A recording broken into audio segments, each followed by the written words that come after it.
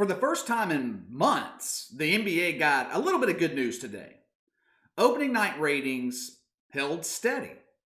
Actually, they were slightly up. Ratings hit a 3-year high for opening night in the NBA, and probably would have been higher had the games not been complete blowouts. Now, even though the ratings were up slightly, the NBA needed this good news.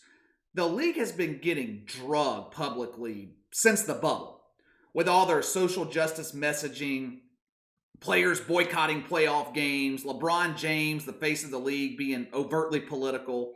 So this small bit of good news is a positive for the NBA, which was immediately followed by the negative situation known as James Harden. Now, I've been critical of James Harden. I don't agree with how he is handling his imminent exit from Houston, a situation in which he had a part in creating himself. The Rockets are nowhere near title contention this season, and a bulk of the blame falls directly on the shoulders of James Harden. It wasn't Mike D'Antoni who couldn't make it work with Chris Paul. It was James Harden. It wasn't Daryl Morey who couldn't make it work with Russell Westbrook. It was James Harden. I blame James Harden for that. But I'm about to defend him on this next issue, in which he's getting blamed for something that I don't feel like is his fault. The Rockets opener against the Thunder was canceled last night because Houston didn't have the 8 required players available to compete. Now, why did they not have 8 players available? Because of the COVID protocols. Was this because the Rockets had 8 players test positive? They had an outbreak of the COVID in the locker room in Houston? No. It's being reported that 3 players either tested positive or they came back inconclusive. 4 of the Rockets players were quarantined because of contact tracing. And James Harden was unavailable due to violating the NBA's health and safety protocols. Now, what was this violation by James Harden? He went to a private party hosted by one of his friends, who, from what I could gather from James Harden's Instagram post that was taken down, the celebration was being held because his particular friend was opening a business. Now, James Harden, his violation was being pictured not wearing a mask. So the league fined him $50,000, and he's going to be forced to sit some games. I don't know how many yet, but he's going to be forced to sit some games, where he's going to forego $284,000 per game in salary. Now, in my eyes, this is the result of a ridiculous policy by the NBA, not a James Harden problem. If Harden is testing negative, what the hell's the problem? Not to mention the fact that masks have been proven to be absolutely useless, but I digress. I don't want to get into a political issue over masks. Let me get to the contact tracing. This makes absolutely no sense to me, the contact tracing. I talked about this with college football a couple of months ago, how contact tracing it makes absolutely no sense. Multiple Rockets players gathered at a teammate's apartment to get their haircuts. Now, one of those players at the little gathering tested positive. All others tested negative. But the league doesn't quarantine just the one player that tested positive. They quarantine everyone that was there. Why? Why? I have never in my life seen such an overreaction to a virus. NBA players are young. They're healthy. They're in an age range where damn near 100% of people who catch the COVID recover completely. Hell, most are asymptomatic. They don't feel anything at all. So why are we quarantining healthy players? Why are we canceling a game with the majority of the Rockets testing negative? It doesn't make sense to me. James Harden is being criticized for having the gall to attend a private party, breaking the health and safety protocols. He's being called selfish. He's being criticized for not leading the Rockets by example. With Harden supposedly being the franchise player in Houston, face of the franchise, many feel like he should be showing leadership by playing basketball, going straight home. No contact with anyone from outside the NBA world. But here's the thing. James Harden is not the leader in Houston. Not anymore, anyway. He is no longer the face of the franchise. he has made it clear he wants out. This is no longer his team. Now, whether you agree with how he's handling his exit or not is beside the point. The reality is, he doesn't want to be in Houston anymore. So he damn sure isn't interested in being the Rockets' leader. I see headlines saying that the NBA has a James Harden problem. The problem was created by the NBA. James Harden is just a symptom to the problem. If you want the real diagnosis, the real problem, the reality is players in the NBA have far too much power. James Harden is in the second year of a 4-year contract.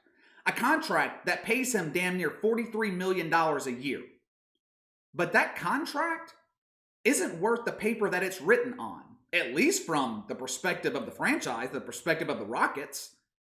James Harden has the Rockets by the balls. This contract is far from ironclad. The power lays solely with the superstar. Harden wants out, and he is doing everything in his power to expedite that process. Now, like I said earlier, do I agree with how he's conducting himself? No. But he is utilizing a system created by the NBA, and you can't fault him for that. Even though I don't agree with Harden's methods of getting out of Houston, I do have to give him the benefit of the doubt in one aspect. For 8 years, he has given the Rockets 110% every night. There was no James Harden sitting games because he had a headache. There was no James Harden sitting games because he was going through minor pain. There was no James Harden and load management garbage. He showed up every single night. Last 8 years, you know how many games James Harden missed for one reason or another? An average of 4 games per season. He played in damn near every game of the regular season. You can't say that for other guys in the NBA, guys like Kawhi Leonard. Can't say that for a lot of other guys. Now, even though I don't like the fact that James Harden can essentially break his contract with the Rockets and get the hell out of Houston, at the same time, I can't fault him for using a system that the NBA has implemented. In this situation between James Harden and the Rockets, this is not going to get better. It's going to continue to get worse. Earlier this week, James Harden had a confrontation in practice with rookie Jae'Sean Tate. Harden actually threw the basketball at him in a fit of rage, which is completely uncharacteristic of James Harden, one of the most laid-back players in the NBA. Then, of course, you had James Harden thumb his nose at his team and at the league by violating the health and safety protocols. Now, he knew what he was doing. I mean, this was no accident. A private party like this, you know, anyone who entered that door signed a non-disclosure agreement. The picture of James Harden servicing online with him not wearing a mask, that was intentional. I see some saying that James Harden isn't doing himself any favors right now, that other teams will see this type of behavior from him and be wary of bringing him into their locker room. Now, that couldn't be further from the truth. A player the caliber of James Harden, teams will overlook this type of stuff for the chance to bring him in and possibly win a championship. The problem both Harden and the Rockets have right now, no one has reached that point of desperation yet. We are 1 game into the season. Teams aren't desperate enough right now to bring in James Harden. So the Rockets don't have a trade package they feel justifies letting him go. Houston right now is in a lose-lose. They can't let him go for crumbs, but they also can't let him continue to be a distraction in the locker room and off the floor. But that's the only option the Rockets have at this point. The Rockets are going to have to ride this James Harden wave until we get closer to the trade deadline. Now, at that point, there will or could be a team sitting on the verge of title contention desperate enough to sell the farm to bring in James Harden. Take the Nets, for example.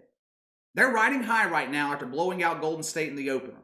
Article in the New York Post said Brooklyn doesn't need to pay the Rockets' asking price for James Harden because they don't need him. Now, that's the case today, right now. That might not be the case a couple of months from now. You don't know what could happen. Kevin Durant could regress because of his Achilles injury. Now, he looked great Tuesday night, but we have seen how devastating an Achilles injury can be to the career of an NBA player. We don't know if KD can continue to be KD long term. Kyrie Irving could be typical Kyrie Irving. He could be a disruption. Maybe he and Kevin Durant start having issues. We've seen this twice already with Kyrie Irving. He was jealous of LeBron James in Cleveland. Same thing could happen in Brooklyn. He could become jealous of Kevin Durant. And Kyrie Irving was an absolute disaster with that young team in Boston. Now, I'm just using Brooklyn as an example. Ultimately, I don't think James Harden ends up with the Nets because I don't think Sean Marks wants him. He has stated a couple of times that he doesn't want to mortgage his future to bring in James Harden.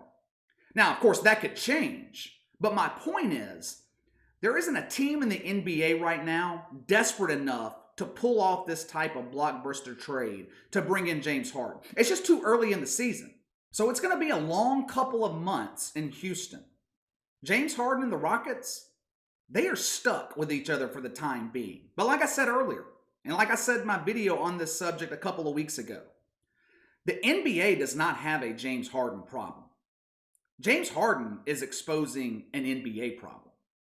Until the league takes back some of the power that the players have, gives it back to the franchises, we are going to continue to see superstar players force their way out of bad situations. We are going to continue to see NBA contracts being essentially worthless from the franchise's perspective. All right, that's all for today. Hit that like and subscribe button. Click the notification bell to receive all notifications from the channel. Leave me a comment in the section below. How do you guys feel about the James Harden situation?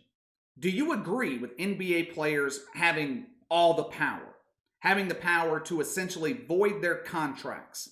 Let me know your thoughts. You can follow me on Twitter at KC_BTL84.